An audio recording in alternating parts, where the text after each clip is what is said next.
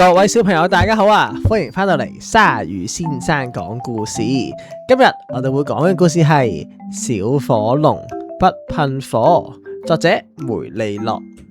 從前有一隻小火龍，呢一隻小火龍呢唔中意火噶，佢想成為一隻出色嘅噴火龍，令到呢爸爸以佢為榮。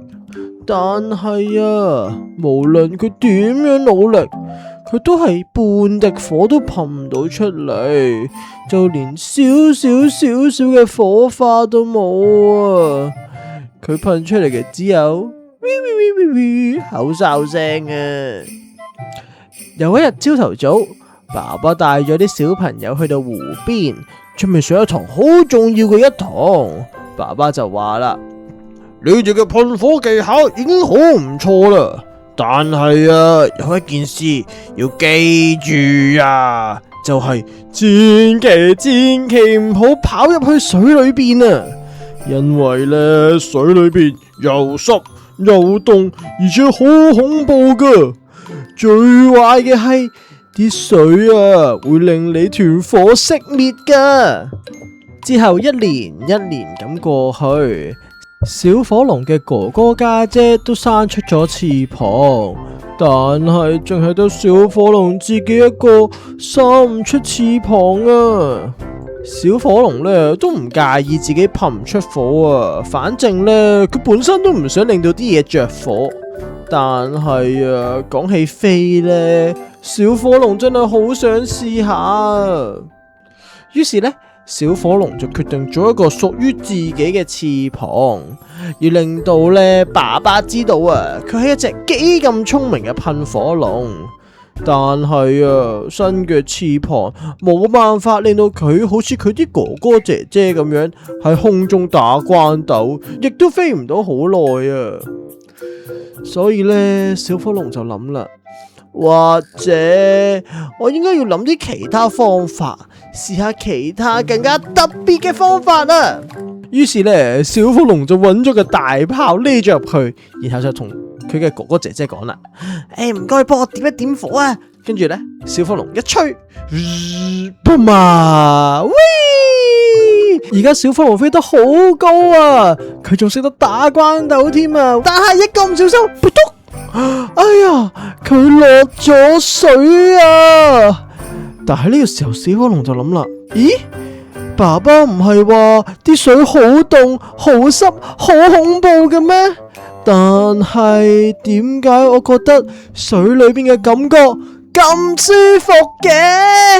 小火龍就發現啦，水裏邊原來好清涼，好好玩啊，仲好玩過飛上天添啊！而呢個時候呢，佢發現一樣好神奇嘅事情，原來啊，水裏面都有噴火龍，而且啊，佢哋都冇翅膀嘅。佢哋就問啦：Hello， 你想唔想一齊玩啊？而小火龍想加入佢哋嘅時候，就俾爸爸發現咗，然後呢就拉翻佢起身啦。小朋友啊，你哋知唔知道呢啲喺水裏邊嘅小火龍究竟係咩嚟嘅呢？去翻岸邊之後，小火龍呢抹一抹個鼻哥就話啦：對唔住啊，爸爸，我唔係特登跑入去水裏邊噶，但係呢，我真係好中意玩水啊！小火龍繼續講啦：我都好對唔住啊，我生唔出翅膀，仲一直都冇辦法噴火俾你睇。我係唔係有啲咩問題啊？而爸爸呢就微笑住，然後話啦：唔係啊，你一啲問題都冇啊。爸爸繼續話啦：我一啲都唔介意你唔識噴火，我亦都唔會在意你有冇生翅膀出嚟。你啊喺水裏面咁開心，係因為啊嗰個先係真正屬於你嘅地方。